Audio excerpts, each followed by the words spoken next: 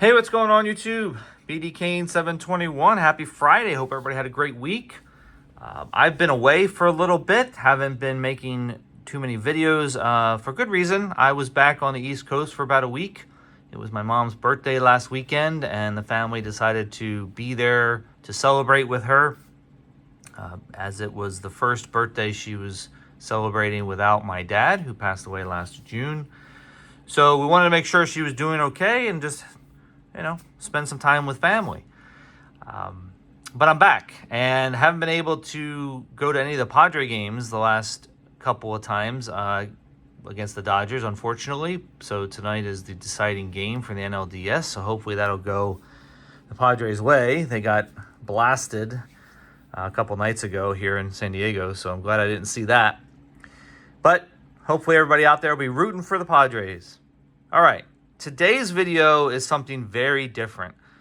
I don't have any new cards to show. I could have done another update on my Aqua Refractor set, but I want to do something a little different today because after going home and finding out from my mom that she's starting to clean out a lot of stuff out of the house that belonged to my dad, a couple of tasks were given to me, and one of the tasks was to clean up one of my dad's collections that he has been working on pretty much his entire life.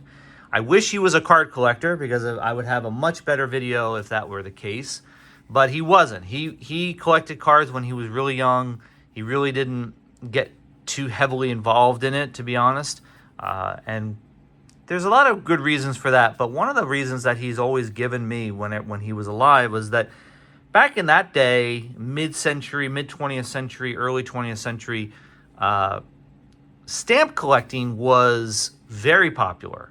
And in fact, you could probably make an argument that stamp collecting back in those days was much more popular than card collecting. Today, it's extremely different. It's very much the opposite. Stamp collecting is a dying hobby.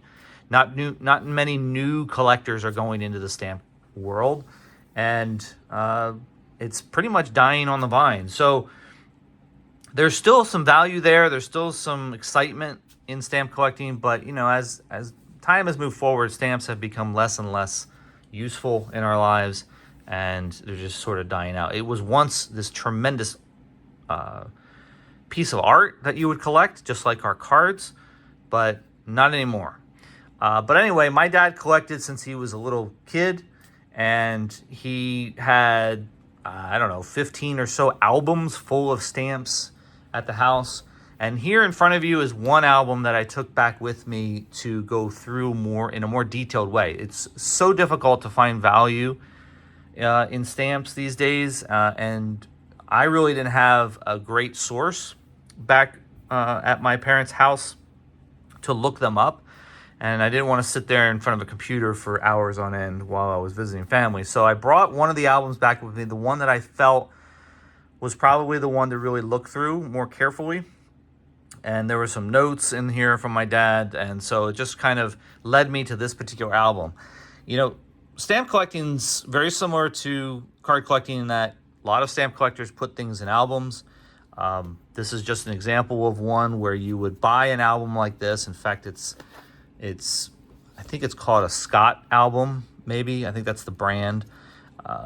But you would get these albums with these pages, and these pages would have spots where you would put your stamps inside of these little framed areas in the album sheets or on the album sheets. And you can see here my dad put a bunch of stamps on this particular page. This is from 1893. These are stamps from 1893. It says the Columbian Exposition issue. So every page has its own sort of story and stamps that go along with it. And you can see, I don't know if you can see on the camera or not, but these particular stamps are all canceled stamps that were used in postage, and you could still collect those as well. They were at one time very valuable. They still are, depending on which ones they are and from what years. So kind of like those sticker albums that we had as kids, and maybe they still do them today, where you would go and get stickers and put stickers into the pages, of your favorite players and teams.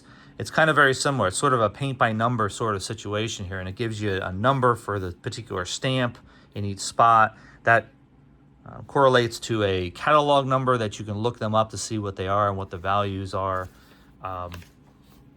And my dad went through this. He's had this album probably for 50 years, maybe 50, 60 years in his life, maybe even more than that. Some of these albums, he had 15 of them. So quite a bit of stamps. You could see that he put them in here. Now, some of them are not canceled, like this one here. This 2-cent stamp right here is not canceled. And most of them are, especially the older ones. So you could do either one. Now, the other thing too is you can see that these stamps are in these little sleeves. That's one way to collect them. You can collect them by just licking the back of them and putting them in on the page, or you could get these little sleeves, kind of like our penny sleeves in card collecting. Put the stamp in there and then mount the sleeve to the page. So that's how my dad did it. He didn't actually affix the stamp to the page, and you can see just a tremendous amount of stamps from the early 1900s, late 1800s, early 1900s in this particular album. He put little blue dots next to stamps that maybe have a lot of value to them. And then there's pages where he didn't get to. He didn't find the stamps, wasn't able to acquire them. So, if you wanted to, you could take this album and try to continue his collection. I'm not going to do that. It's going to take too much effort and time. There are stamp shows out there that you can go to and participate in, but it's not something that I want to get involved in. What I'm trying to do right now for the family is figure out the value of this collection so that I can get it into someone else's hands who will appreciate it, and see where we can go with that. We don't expect to get a lot of money for his collection because, again, stamp collecting is very much a dying hobby. It's not very popular these days. So hopefully I will be able to get somebody honest in the hobby that will be able to tell me what I've got here. But I'm going to go through it and go online and try to find some value, try to find some information on prices for these particular stamps. If any of you out there have any information or know anything about the stamp world, please let me know. I'd be really interested to find some more information on stamps and the stamp collecting world. I think it's bigger on the East Coast than it is out here on the West Coast. I don't know if that's true or not, but it seems that way. Because I've got a lot of stamps to go through, as you can see. This is pages after pages of stamps.